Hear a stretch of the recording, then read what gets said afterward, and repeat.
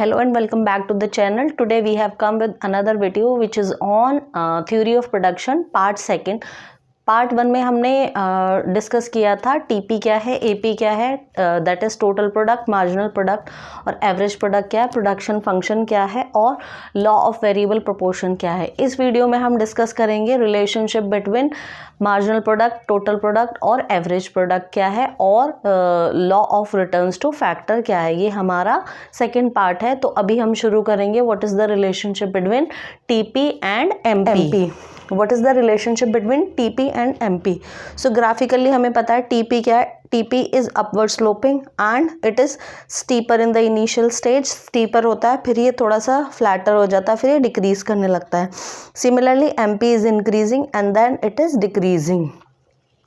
तो अब रिलेशनशिप क्या है कि increasing MP implies TP is increasing at increasing rate. जब एमपी इंक्रीजिंग शो है कर रहा है तो इसका मतलब क्या होता है कि टीपी भी इंक्रीज कर रहा है but at increasing rate. Diminishing MP implies TP is increasing at diminishing rate. TP increase कर रहा है इस पोर्शन में but at diminishing rate. Zero MP implies TP is maximum. जब टीपी एमपी जीरो है तो टीपी मैक्सिमम है.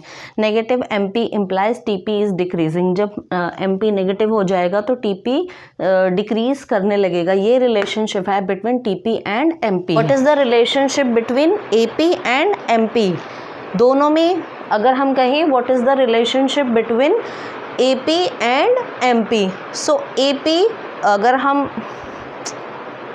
Relationship between AP and MP, AP और एमपी में एवरेज प्रोडक्ट और मार्जिनल प्रोडक्ट में क्या रिलेशनशिप है.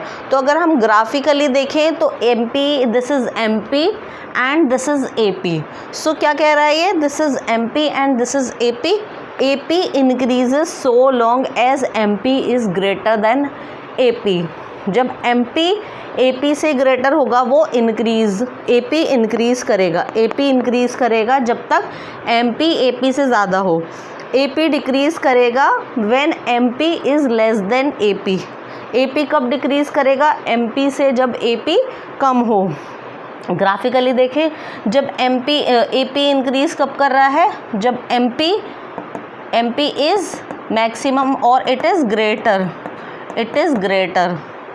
डिक्रीज कब करेगा, when it is decreasing, when it is less then MP is less than AP.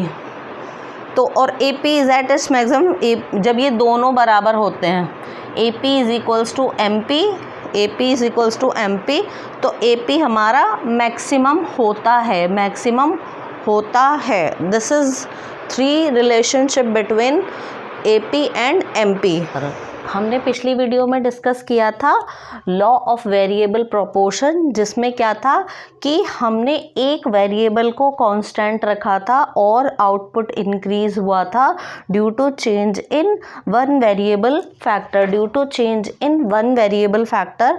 तो लॉ ऑफ वेरिएबल फैक्टर वो होता है जिसमें हम आउटपुट इंक्रीज करते हैं by increasing only one variable factor and keeping other constant. एक फिक्स फैक्टर होता है और एक वेरिएबल फैक्टर होता है. लेकिन law of returns to factors में क्या होता है, change in output due to change in all units of input. क्या करते हैं हम, आउटपुट इंक्रीज करते हैं या चेंज करते हैं by increasing all the factors and it is a long run process. ये लॉन्ग रन में होता है क्योंकि लॉन्ग रन में क्या होता है कि all the factors of production becomes variable. तो ये लॉन्ग रन में law of returns to factor work करता है जहाँ आउटपुट इंक्रीज होता है by increasing all the factors, all the inputs. ये हमारा आउटपुट है. इनपुट्स को हम लेबर हो या कैपिटल हो दोनों को ही इंक्रीज करेंगे तो क्या होगा, तो हमारा वो रिटर्न्स टू फैक्टर कहलाएगा. इसमें कौन कौन से होते हैं, increasing returns to scale, constant returns to scale और डिमिनिशिंग रिटर्न्स टू स्केल.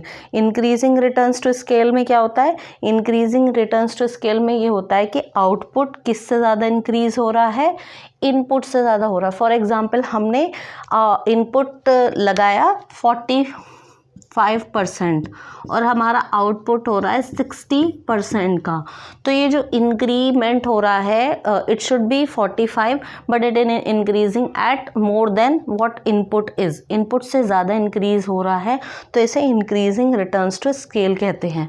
जब ये बराबर का होता है तो इसे कांस्टेंट रिटर्न्स टू स्केल कहते हैं। जब ये हमारा कम होता है तो इसे डिक्रीजिंग रिटर्न्स टू स्केल कहते हैं।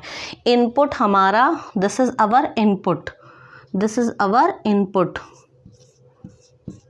और ये हमारा आउटपुट है, आउटपुट, ठीक है। तो जब हमारा इनपुट आउटपुट ज़्यादा होता है इनपुट से, then it is increasing returns to scale. जब हमारा आउटपुट बराबर होता है then it is constant returns to scale. और जब हमारा आउटपुट कम होता है, इनपुट ज़्यादा लगते हैं, then it is diminishing returns to scale.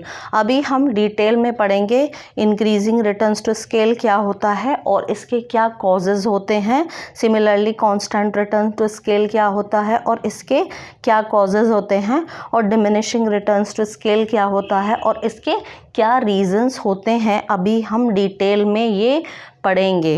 Increasing returns to scale, constant returns to scale and diminishing returns to scale. So increasing returns to scale, increasing returns to scale कब होता है? It occurs when a given percent increase in all factor input causes greater increase in output. जो हमारे factors है, given factors, it can be labor, it can be capital, it can be land. जो हमारे land, labour और capital हैं उनकी percentage increase होगी, लेकिन उससे ज़्यादा जो आउटपुट में इंक्रीज होगी उसको हम इंक्रीजिंग रिटर्न्स कहेंगे। ग्राफिकली अगर हम इसे देखें, ग्राफिकली अगर हम इसको देखें तो ग्राफिकली ये क्या रिप्रेजेंट करेगा कि अगर 5% का इंक्रीज हो रहा है हमारा इनपुट का, लेबर और कैपिटल का, तो हमें आउटपुट 10% मिलेगा।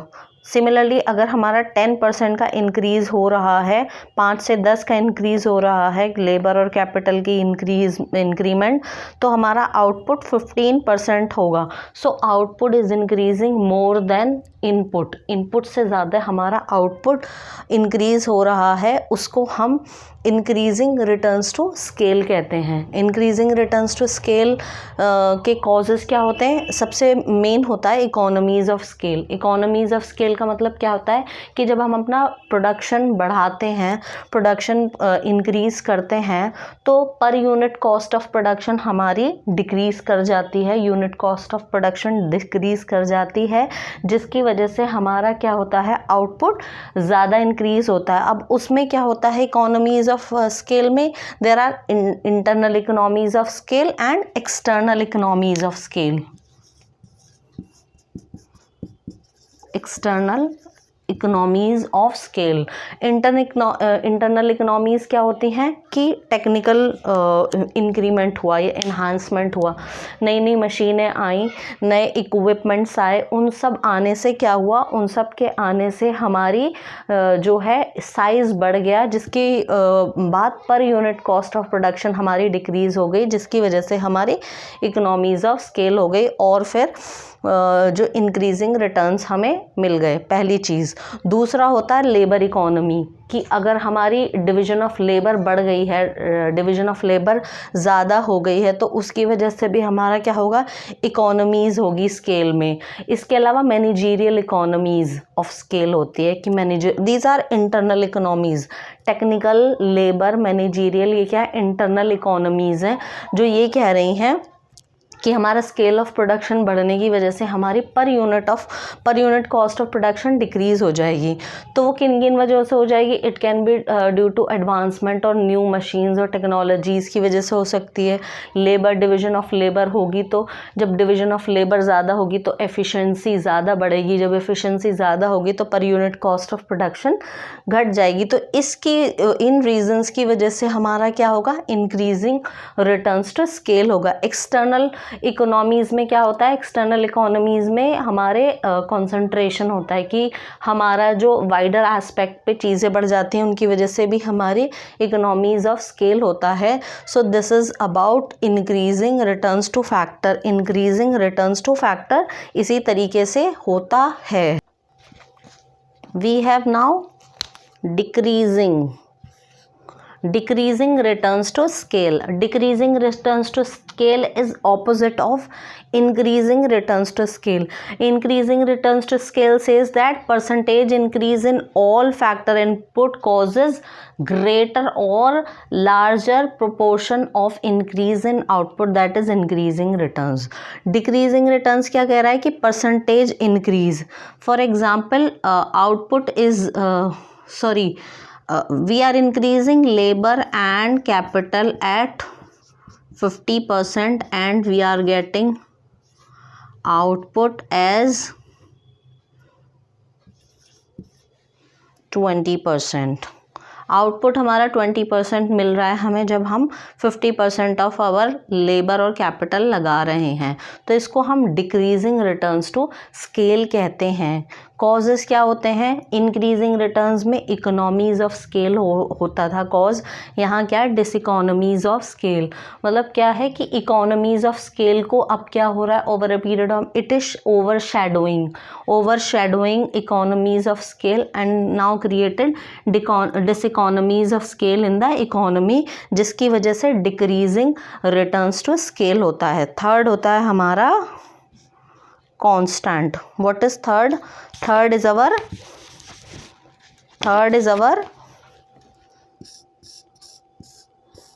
constant returns. इसमें क्या है, जितना आउटपुट होगा उतना ही हमारा इंक्रीमेंट इनपुट का होगा.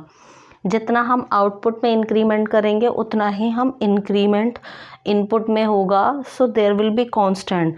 तो ये किसकी वजह से होता है कांस्टेंट रिटर्न, जब डिसइकोनॉमीज़ ऑफ स्केल और इकोनॉमीज़ ऑफ स्केल बैलेंस करती हैं, उसकी वजह से हमारा कांस्टेंट रिटर्न्स टू स्केल होता है. Remember, constant returns to scale में इक्वालिटी होती है. जितना आउटपुट 40% आउटपुट लगाकर 40% इनपुट लगाकर 40% आउटपुट मिल रहा है, that is constant returns to scale. Reason क्या होता है, diseconomies of scale is balancing और counter balancing economies of scale, जिसकी वजह से हमारा कांस्टेंट रिटर्न टू स्केल होता है. तो लॉ ऑफ वेरिएबल प्रोपोर्शन में हमने पढ़ा था, एक वेरिएबल फैक्टर इंक्रीज करके हम आउटपुट इंक्रीज करते हैं, उसको उसको वेरिएबल प्रोपोर्शन कहते हैं. ये है हमारा रिटर्न्स टू फैक्टर्स या रिटर्न्स टू स्केल. तो इसमें क्या है कि कंज्यूमर का या किसी का भी बिहेवियर बता रहे हैं कि how it will act in the producer का.